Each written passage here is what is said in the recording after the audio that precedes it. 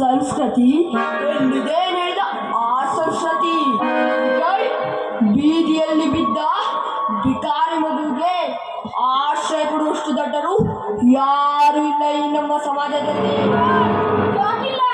ತಪ್ಪದೆ ಎಂದು ಹೇಳಿಕೊಂಡು ಕೊಲೆ ಸುಲಿಗೆ ಮೋಸ ಮಾಡಿ ವಿದೇಶದ ಕುಡುಕರಿಗೆಲ್ಲ ಕನ್ನಡಿಗರ ವಿಶಾಲ ಮನಸ್ಸಿನಿಂದ ತಾಯಿ ಭಾರತಾಂಬೆಯ ಪ್ರೀತಿ ಸಿಗುತ್ತದೆ ಕಣೋ.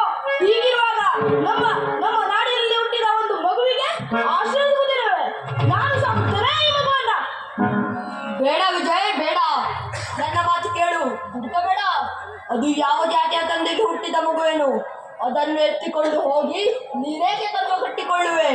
ಬೇಡ, ಬಾ ಹೋಗೋಣ. ಮುಚ್ಚು ಬಾಯಿ. ಈ ನಮ್ಮ ದೇಶದಲ್ಲಿ ಪ್ರತಿಯೊಬ್ಬ ಮನುಷ್ಯನು ತಮ್ಮ ತಮ್ಮ ತಂದೆಗೆ ಹುಟ್ಟಿದ್ದಾರೆಂದು ಹೇಳಲು ತಾಯಿಯೊಬ್ಬಳನ್ನು ಬಿಟ್ಟರೆ ಬೇರೆ ಯಾವ ಸಾಕ್ಷಿ ಇಲ್ಲ.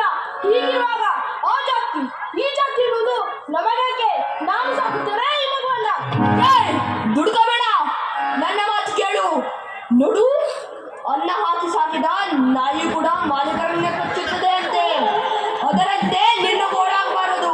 ಬಿಟ್ಟು ನಡ ಅಧಿಕಾರಿ ಮಗು. ಮುಚ್ಚು ಬಾಯಿ. ಇನ್ನೊಮ್ಮೆ ಈ ತಪ್ಪಲಿ ಮಗುವಿಗೆ ವಿಕಾರಿ ಅಂದರೆ ನಿನ್ನ ನಾಲಿಗೆ ಲೋಕ ಬಿಡ್ತೇನೆ.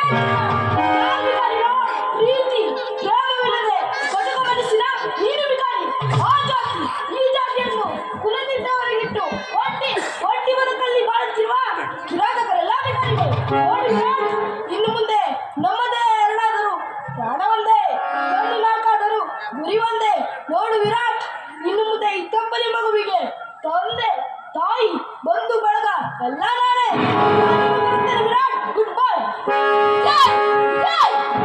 ಹೋಗು ವಿಜಯ್, ಹೋಗು.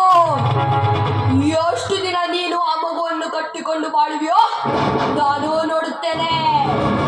ಸ್ವಂತ ಅಣ್ಣ ತಮ್ಮಂದಿರೆ ಹೊಡೆದಾಡಿ ಸಾಯುವ ಈ ಸಮಾಜದಲ್ಲಿ ಒಂದು ಒಂದು ಬಿಕಾರಿ ಮಗುವಿಗೆ ಬಾಳು ಕೊಡಲು ಹೊರಟಿರುವಲ್ಲ. ಹೋಗು. ಅಚ್ಚುಕಟ್ಟಾಗಿ ಬೆಳೆಯುತ್ತಿರುವ ನಿಮ್ಮ ಸ್ನೇಹ ಬಾಂಧವ್ಯದಲ್ಲಿ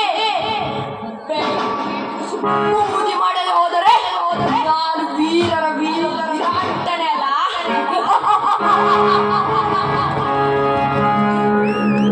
ಬರುವೆ ವಿಜಯ್, ಬರುವೆ.